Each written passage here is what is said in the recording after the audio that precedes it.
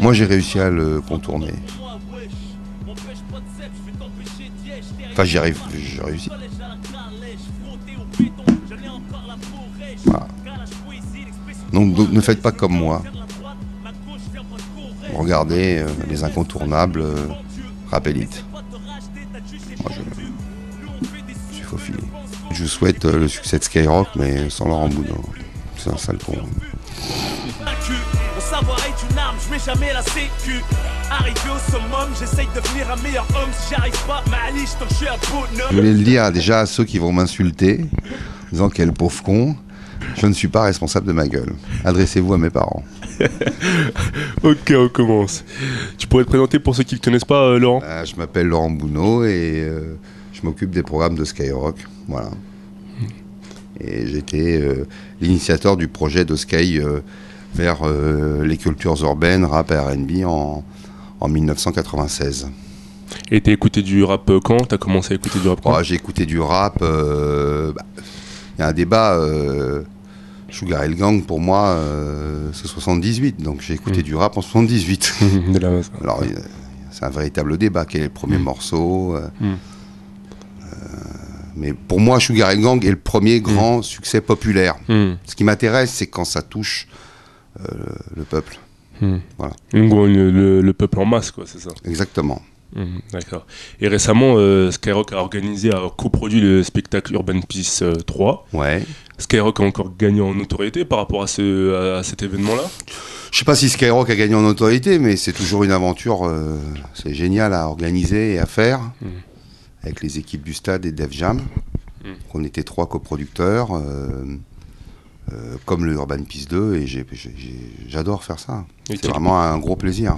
Quel bilan tu tires justement Quel bilan tu tires justement de cette... Positif, parce que l'édition de 2002, il y avait près de 40 000, l'édition de 2008, il y avait près de 50 000, et là, on était à 56, 57 000, donc on progresse.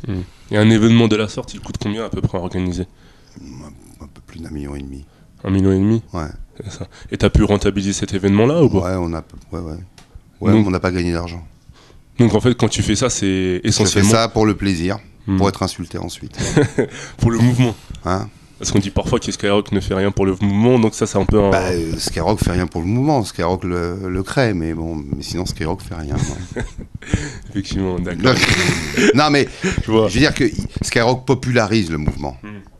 L'histoire, elle est là. Et sur ce mot-là, qu'il y a un problème. En plus, Skyrock veut que ce mouvement touche l'ensemble de la population, ce qui est un deuxième problème. Qu'est-ce qu'on peut reprocher à Skyrock? Certains diront que Skyrock a transformé le rap en pop. Et d'abord, Skyrock n'est pas l'artiste. Donc moi, je joue des artistes. C'est pas moi qui leur dis, l'œuvre d'un artiste appartient qu'à lui-même. Et c'est vrai que moi, mon but, c'était quand même qu'on touche le maximum de gens. Et l'ensemble d'une jeunesse, dans toute sa diversité, quelle qu'elle soit.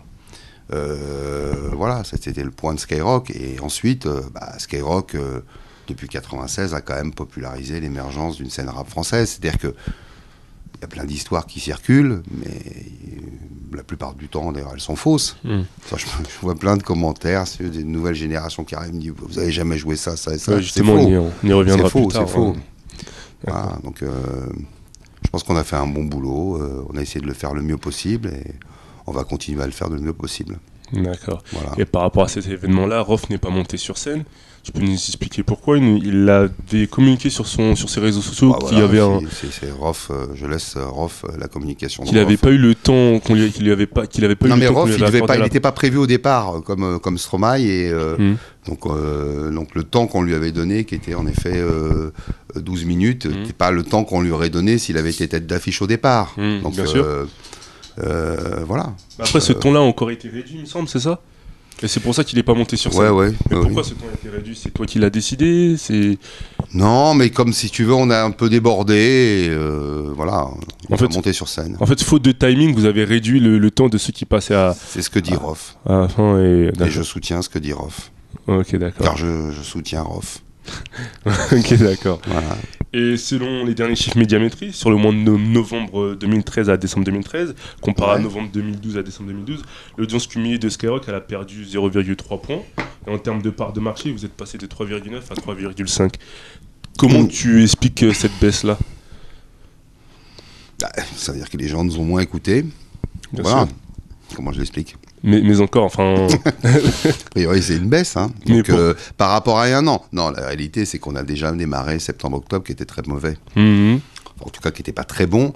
Mais le but de Skyrock actuellement, c'est pas un but d'avoir le maximum d'auditeurs, c'est d'avoir un peu plus d'auditeurs un peu plus vieux. Parce qu'on a... notre ambition, c'est, comme tout le monde, de vivre et de vivre bien. Et les annonceurs et les marques aujourd'hui qui visent les moins de 25 ans, ils se détournent petit à petit de la radio pour investir Internet et les réseaux sociaux. Donc nous, on doit travailler clairement la cible aussi plus adulte, des gens qui ont entre 25 et 49 ans, dont je fais partie. Donc voilà, notre but, il est d'avoir plus de gens un peu plus âgés, et de se redécaler un petit peu. C'est pour ça que globalement, ça fait partie d'une stratégie et qu'on est assez content en fait des résultats. Même si septembre-octobre n'était pas bon et que 6-5 d'audience cumulée, ça faisait 15 ans qu'on n'est pas redescendu sous la barre des 7. 6-9, c'est déjà mieux. C'est-à-dire que novembre-décembre était une reconquête par rapport à septembre-octobre. Mais c'est pas un peu contraignant d'adapter sa cible, enfin sa playlist à la cible, aux cibles des régies publicitaires ? Non, c'est un métier. C'est-à-dire que tu peux pas Le faire problème, de c'est changement. qu'il y a beaucoup de gens... Tu peux pas faire de changement brusque dans ta playlist. Je ne fais pas de changement brusque dans ma Tu peux, playlist, mais justement, je parce que vais tu petit dois- à petit. Sur Voilà. Urban Peace, c'était quand même... le choix d'Ayam était un choix aussi... qui indiquait quand même une direction. J'ai mis 2 générations de 2 des 3 plus grands groupes qui ont marqué l'histoire du hip-hop français. C'était une direction que je prenais. Donc on le fait petit à petit. Et le retour d'Ayam a été un retour gagnant.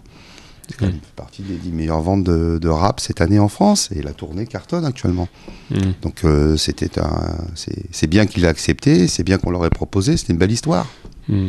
Donc tu te vois pas jouer un titre forcément s'il convient pas aux cibles de la régie pub, toi. Tu dois pas rentrer un titre. Non, mais Ou c'est pas, ou c'est le. On fait. On a un objectif, c'est d'essayer d'avoir le. Puis c'est aussi mature, si tu veux. C'est fait depuis 96, donc ça fait quand même maintenant depuis près de 17-18 ans qu'on est sur ce format. C'est bien aussi de continuer à avoir les jeunes, mais aussi d'avoir les gens qui ont grandi avec cette culture et cette musique. Voilà. Et par rapport à Énergie, la radio Skyrock ne dispose pas d'un réseau aussi important, il me Non. semble. Comment t'expliques ça ? On est 5e en taille de réseau. Pourquoi ? En taille de Comment t'expliques réseau parce que ça tient compte des attributions de fréquences. L'attribution de les fréquences n'appartiennent pas aux radios, elles appartiennent au peuple. Et le CSA est en charge de les donner au nom du peuple français. Mais est-ce que tu considères Énergie comme un concurrent ? Parce que là, c'est un peu David contre Goliath. Non, je pense que si tu veux, ça me fait sourire. C'est une radio qui a dit pendant très longtemps n'achetez pas du Skyrock.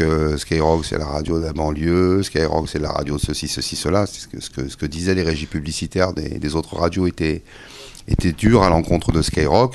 Ça me fait sourire maintenant. Pourquoi ? Parce que je les vois, ils sont à fond sur les cultures urbaines. Donc c'est des cultures qu'on gagnait. Au finish, c'est une victoire. Je dirais pour le courant musical, c'est une victoire. 2013. Donc, c'est une véritable victoire. C'est la victoire. Aujourd'hui, le centre du marché, la principale locomotive du marché de l'industrie musicale, la première année où elle reprend, ou la première année où le marché reprend, il est plus important en 2013 qu'il était en 2012. Ça faisait 10 ans qu'il chutait. Les fers de lance, c'est Stromae, rwandais, belge rwandais, c'est Daft Punk, les petits Français de Versailles avec Pharrell Williams, et c'est Maître Gims, c'est aussi Congolais qui tiennent le haut du pavé. Donc je trouve que c'est un magnifique tiercé pour une magnifique année. Donc ça symbolise quand même que les cultures urbaines ont gagné, qu'elles sont larges, qu'elles ont gagné. Alors ça plaît pas forcément à tout le monde, bien sûr, aucun artiste ne plaît à tout le monde, mais c'est quand même génial. Moi je suis content, je veux dire que quand on a commencé en 96 à aller dans cette direction-là, le nombre de critiques qu'on a eu, bon, ça fait quand même plaisir de voir que 17 ans après, c'est le centre du marché. C'est ce qui tire, il n'y a rien de plus fort que ça. Donc en fait, des radios comme Énergie, par exemple, dénigraient un peu ce que tu jouais, etc. Je dirais qu'ils ne dénigraient pas. Il y avait un peu de mépris officiellement, mais il y a aussi un combat, qui est un combat économique. Je parlais tout à l'heure de la régie publicitaire. C'est vrai que le discours qui était quand même de nos concurrents vis-à-vis de Skyrock, c'était un discours qui est... Oui. dur envers vous, quoi. Ouais, c'était attention, ils n'ont pas de pouvoir d'achat, attention, ils habitent que dans le 93, alors qu'on a toujours été, on était leader à Paris, en Paris intramuros. Enfin, on a entendu beaucoup de choses.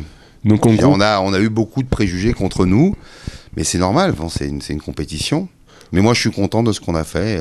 On peut être fier. En tout cas, quand je regarde les résultats des ventes cette année, et je vois le résultat, que je vois la fête, je vois le concert qu'on a fait au Stade de France, je peux être satisfait.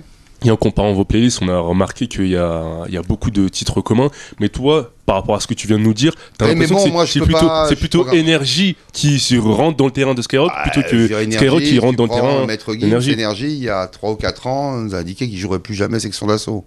Effectivement, par rapport à la polémique. Bon, ils ont changé d'avis. C'est pas moi qui ai changé d'avis. Donc moi, j'ai toujours joué Section d'Assaut. Donc, pas moi qui ai changé d'avis. Donc, t'as l'impression que plus copier, c'est un grand mot. Oui, mais c'est copier, mais tant mieux. Je veux dire, les meilleurs. Robin Thicke, ça a été un carton aux Pays-Bas, premier pays. Deuxième pays, c'est la France. Où ça a explosé. C'est-à-dire que tu prends aujourd'hui même aux États-Unis. Tu vois, je prenais les charts iTunes aux États-Unis cette semaine. Le numéro 1, c'est Katy Perry. C'est un morceau que j'ai joué il y a 4 mois, qui n'était même pas un single. C'est-à-dire que Katy Perry ne voulait pas en entendre parler en single. Je tapais, je pressais nos amis d'AZ de le sortir. Je leur disais, mais quand même, quand est-ce qu'il va sortir Dark Horse? C'est vraiment le morceau est fantastique. Bon, Finish, ça a été joué par les radios américaines depuis janvier, et c'est numéro 1. Bon, ça a commencé ici. Donc tu avais senti le potentiel du tube avant ça a commencé ici. Bon, voilà. Pharrell Williams, Happy, ça a été d'abord un succès en France, avant d'être aux États-Unis. Jason Derulo qui est 4e, là je prends les trois premiers. Deuxième Happy, 3e Jason Derulo. Jason Derulo, Talk Dirty, c'est un succès en France avant d'être un succès aux États-Unis.